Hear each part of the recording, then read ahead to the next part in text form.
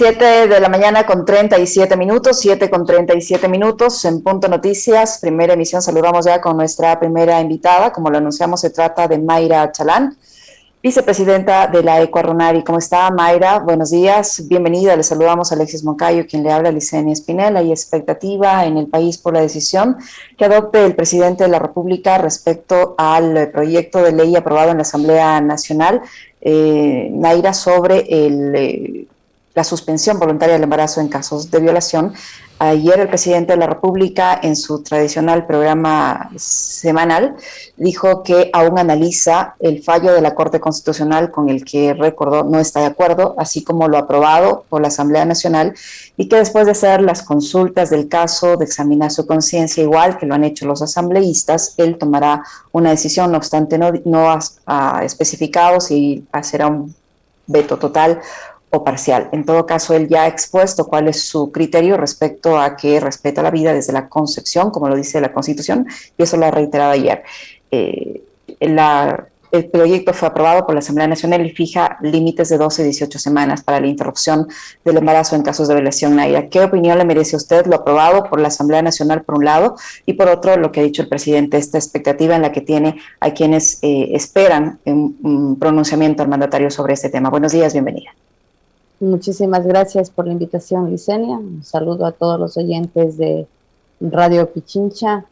Bueno, nosotros desde las organizaciones también, en cierto momento previo a este debate que ya viene aplazándose demasiado tiempo, se había puesto un criterio unánime desde las organizaciones también alrededor de esto, y es que pueda respetarse la vida de las niñas, la vida de las mujeres, la vida de las adolescentes, sobrevivientes y víctimas de una violencia, de una violación. En ese sentido, lo que ha tramitado la misma Asamblea Nacional realmente es cuestionable, porque a la final termina siendo una suerte de negociaciones alrededor de los tiempos, que es lo que fue uno de los puntos medulares que se trató, y que termina, digamos, haciendo caso a esta negociación. Si bien es cierto, ¿por qué se había puesto este criterio desde las organizaciones de mujeres también, la cual nosotros también como organizaciones nos hemos sumado? Es que las víctimas de violación no hablan, y generalmente son niñas expuestas, como las estadísticas lo dicen, el 80% de las víctimas de violación son desde el entorno cercano, desde el entorno familiar. Son víctimas que no hablan, son víctimas que tardan en tomar una decisión. En ese sentido, la misma decisión de la Asamblea Nacional ciertamente no mira estas realidades concretas que pasan, y se está tomando más bien desde un criterio de negociación política. Realmente Guillermo Lasso está al otro polo de lo que estamos demandando las mujeres. Nosotros tampoco estamos de acuerdo como se ha fijado esta ley. Sin embargo, es un paso más que se ha dado en la progresiva defensa de derechos para las mujeres, lo cual no concuerda con lo que Guillermo Lasso dice desde el otro polo también, que defiende la vida desde la concepción, pero no está mirando que hay una realidad concreta que afecta a las mujeres y niñas del Ecuador y en el mundo también. Naira, ¿cómo está? Buenos días, qué gusto saludarle. A ver, ahí yo quisiera preguntarle, ¿cuáles son las expectativas que usted tiene con respecto al pronunciamiento del presidente? Por varias razones. Digamos, primero porque él ha dicho, recordamos lo que fue su carta de abril de 2021, cuando dijo que iba a ser respetuoso aunque no esté de acuerdo, que iba a ser respetuoso del pronunciamiento, en este caso de la Corte Constitucional. Pero ahora, digamos, ha habido declaraciones que demuestran cierta ambigüedad, porque él insiste en que cree en la vida desde la concepción, pero que sí que va a ajustar su pronunciamiento a través del veto a la sentencia de la Corte. Yo sinceramente dudo mucho que el presidente vaya a ampliar los plazos, que digamos sería desde el punto de vista de las organizaciones a las que ustedes representan, y coincidiendo también con eso sería lo adecuado. Pero ¿cuál es la expectativa que usted tiene con respecto de lo que pueda ser el pronunciamiento de Lasso? La expectativa que todas las ecuatorianas en este momento tenemos es que el veto fuera para la ampliación de los plazos, pero lo cual es realmente incierto por la misma posición que ha jugado como familia, ¿no? María Lourdes de Lasso, quien se ha jugado como una de las cabezas visibles, incluso exponiendo a víctimas, a niñas víctimas de violación públicamente, lo cual es un proceso de revictimización a estas niñas que han sido víctimas de violación. Vemos una posición clara, la cual va a tomar Guillermo Lasso. Como yo digo, nosotros tampoco estamos de acuerdo con una decisión tomada desde la Asamblea Nacional, sin embargo estamos al otro lado, en el otro polo de la posición política que está tomando desde el gobierno central. Realmente lo ideal fuera que Guillermo Lasso vetara, como digo, para la ampliación de plazos, pero eso no va a suceder. Sin embargo, también desde las organizaciones demandamos a la Asamblea que pueda hacerse caso a la sentencia de la Corte Constitucional, que pueda ser realmente una legislación que es lo que está demandada para la Asamblea Nacional a favor de estas personas, niñas, mujeres que han sido víctimas de violencia.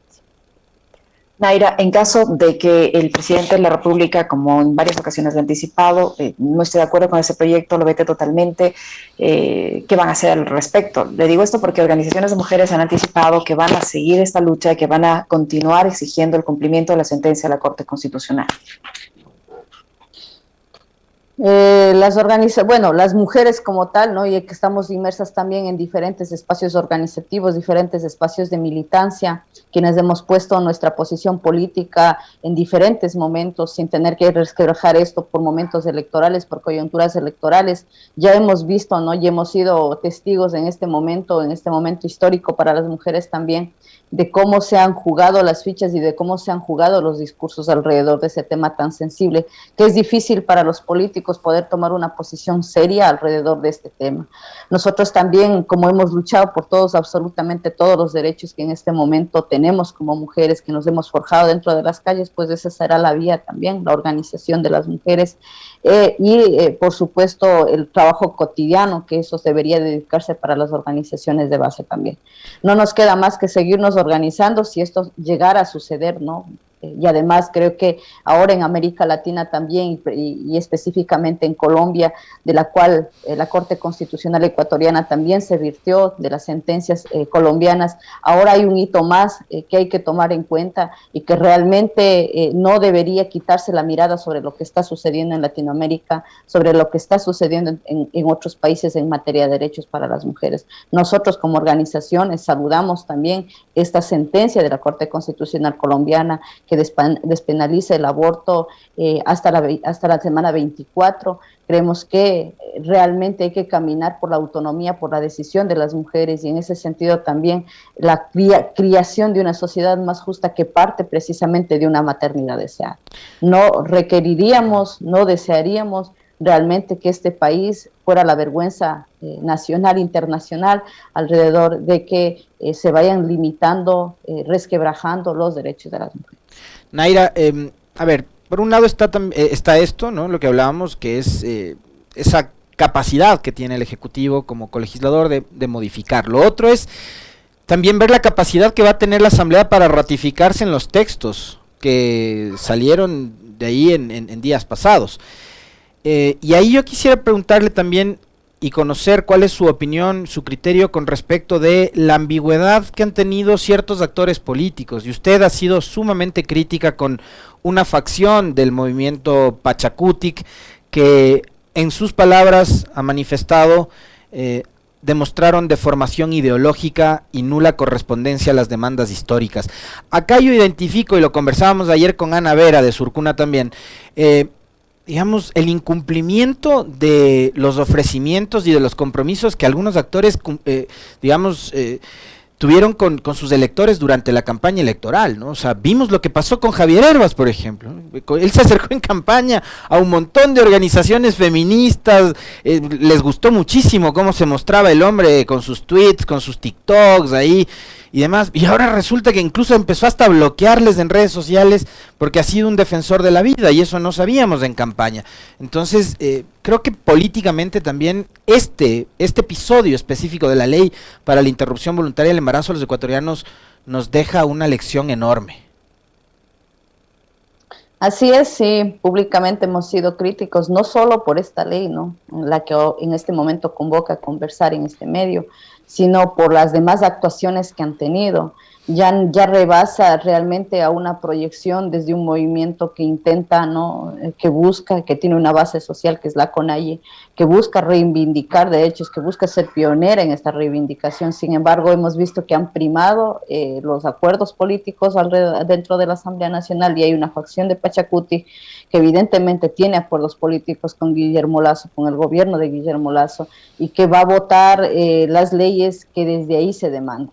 En ese sentido, esta precisamente, y con todos los criterios que se había puesto, incluso desde Ricardo Vanegas, que es una de las figuras que ha contrapuesto un criterio realmente criticable y detestable, con este proyecto en defensa de la vida, que no nace a la vez de un acuerdo, desde acuerdo ideológico, desde las organizaciones que sostienen a Pachacuti, que no nace desde una postura ideológica y política también que sostengan Pachacuti en su totalidad, sino que han hecho como hizo igual UNES, ¿no?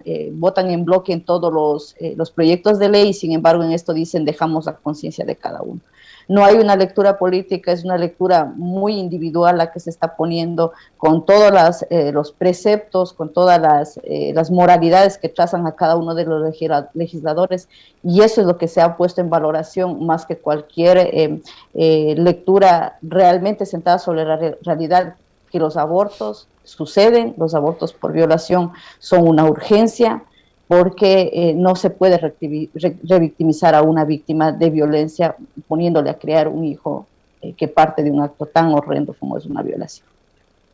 Mayra, usted acaba de señalar que se evidencia o se evidenciaría una especie de acuerdo con una facción de Pachacuti y el gobierno.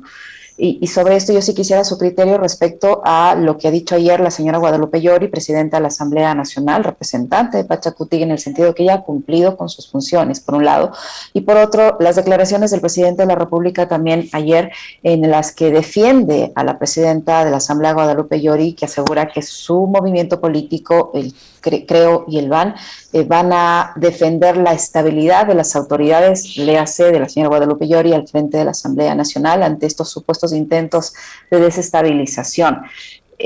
Esto no hace sino, le pregunto, Mayra, evidenciar esta cercanía, este acuerdo, este pacto que hay entre la facción de Pachacuti y el gobierno nacional, esta defensa de la presidenta Guadalupe Llori por parte del presidente de la República, que por cierto dice que él no interfiere en otras funciones del Estado, pero que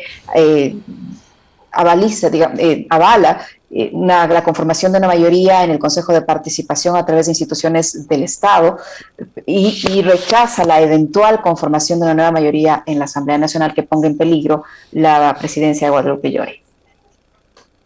Bueno, creo que para buen lector pocas palabras, y está la utilización básicamente de las mismas palabras que en su momento utilizó Guillermo Lasso para criticar una oposición dentro de la Asamblea Nacional sobre golpistas desestabilizadores.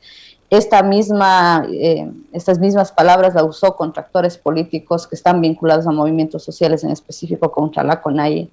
Y realmente demuestra que hay un manejo, incluso un manejo discursivo muy similar en estos dos actores políticos y en estos dos administradores también, ¿no? De la cosa pública, la legislación también.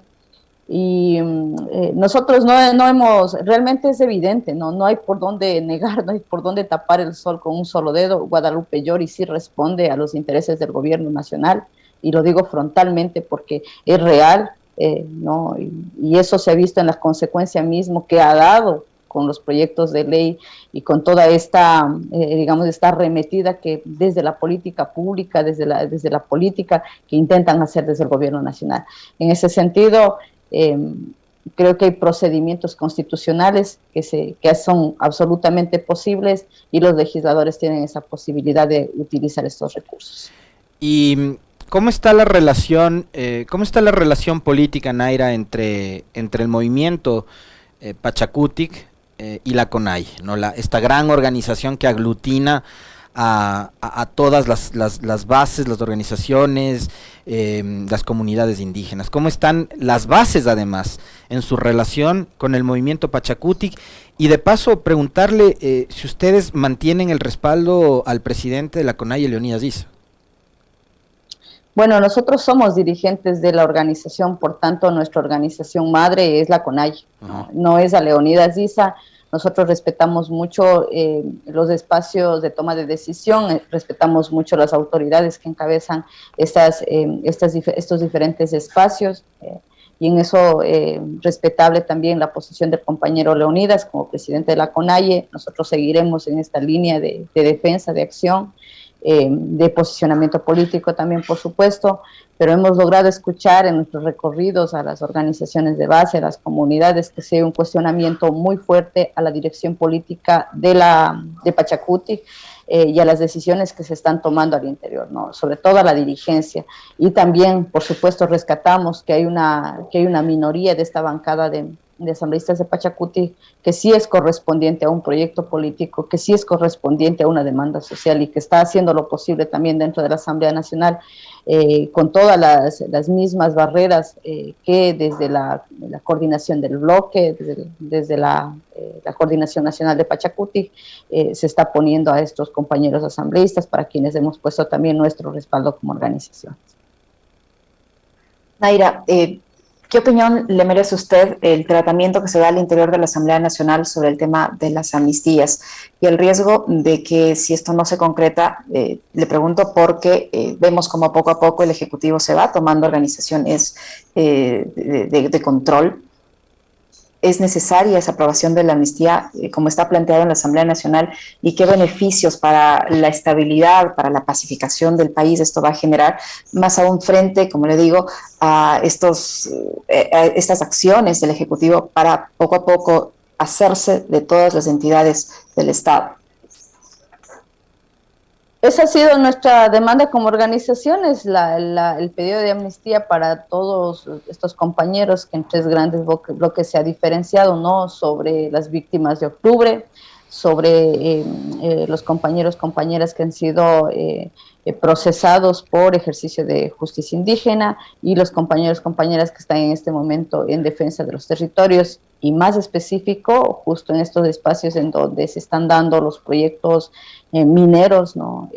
Esos son los tres grandes bloques que están dentro de este pedido de amnistías que se hizo a la Asamblea Nacional. Nosotros esperamos una respuesta positiva, porque creemos que no es posible un país en donde se criminalice este pedido, este llamado, este grito, de que los gobiernos centrales puedan respetar las jurisdicciones, que puedan respetar los derechos constitucionales, que puedan respetar los derechos humanos, y que se ha hecho caso omiso en las diferentes coyunturas en donde estos procesos se han abierto para luchadores y luchadoras sociales.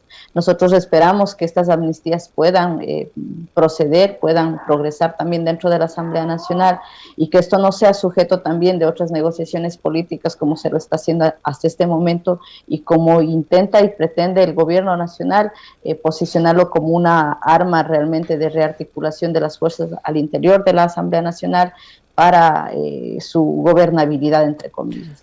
Esperamos que haya realmente criterios técnicos, jurídicos, sentados sobre estas amnistías que nosotros hemos pedido como organización. Las amnistías nos plantean un escenario todavía más complejo y más difícil que el de la última votación sobre la ley de interrupción del embarazo, Naira, y acá se va a necesitar de mayoría calificada, es decir, 2/3 de la conformación total del pleno, 91 votos. En la votación de la ley eran de la mitad más 1, 70. Las condiciones están para que eso ocurra, digamos, con esta suerte de fraccionamiento que existe, por ejemplo, en la bancada de Pachacutic. ¿Será que ahí toda la bancada, incluida la señora Yori, también van a apoyar el tema de las amnistías? ¿Cómo lo han procesado esto ustedes internamente? Eso sería lo ideal, la correspondencia como bancada que salió, como candidatos que salieron en su momento por el movimiento Pachacuti y que pusieron ciertas ofertas para llegar al legislativo. Esa sería realmente la correspondencia que puedan tener. Sin embargo, como ustedes bien lo dicen, en este momento sí hay un accionar muy calculado, muy en torno a acuerdos políticos, muy en torno a compra y venta de votos, hay una desesperanza por ese sentido, pero nosotros como organizaciones realmente reclamamos este derecho, ¿no? Esta posibilidad que es constitucional sobre las amnistías para luchadores y luchadoras sociales. Y bueno, esperamos también que los eslóganes que cada uno de los candidatos de los partidos políticos pusieron para llegar en elecciones, que aquí hay un voto popular que los puso allí, realmente sean correspondientes con una necesidad. Mayra, el próximo mes, en poquitas semanas, se va a conmemorar nuevamente el Día Internacional de la Mujer. ¿Cómo nos va a encontrar este día a las mujeres del sector indígena, por ejemplo, cuando vemos índices de violencia sumamente altos, de femicidios, este mismo tratamiento tan raro, tan feo de la ley del aborto en casos de violación, con falta de una política pública que ampare a las mujeres? ¿Cómo nos encuentra este aniversario del Día Internacional de la Mujer en pocos días más? Estamos viendo cifras de desempleo altísimas que afectan a las mujeres también, en fin, en una coyuntura de crisis terrible. ¿Cómo nos encuentra este día a su criterio y en especial a la mujer del sector indígena? Bueno, estructuralmente desde los diferentes gobiernos, desde el mismo Estado, no se ha priorizado, al menos mínimamente, poder solucionar este problema. Porque entendemos, ¿no?, que hay una estructura que ha visto en la mujer como un ser en el que se puede ejercer violencia sin que haya ninguna una acción real desde el gobierno, desde el Estado, desde las instituciones, sobre hechos realmente tan repudiables que se dan a diario. Y ahí yo, primeramente, poner mi solidaridad con la familia de Joana Guaybacundo, era una compañera de la universidad, compartimos aulas de clases, y que este caso realmente, como muchos, ¿no?, pueda la justicia hacerse cargo y realmente asumir las responsabilidades del Estado. Es una de las víctimas más de la omisión del Estado, de la omisión de que hay riesgos permanentes que están atravesando a nuestras compañeras. Y aquí realmente este 8 de marzo nos encontramos en un 8 de marzo muy complicado para las mujeres, con una situación muy crítica, al menos para las mujeres rurales, en donde menos se reportan, porque no hay esta posibilidad de la cercanía de las instituciones en donde se pueden reportar, porque a la vez realmente hay una cultura de silencio establecida no solamente en la ruralidad, incluso dentro de las urbes hay una cultura del silencio.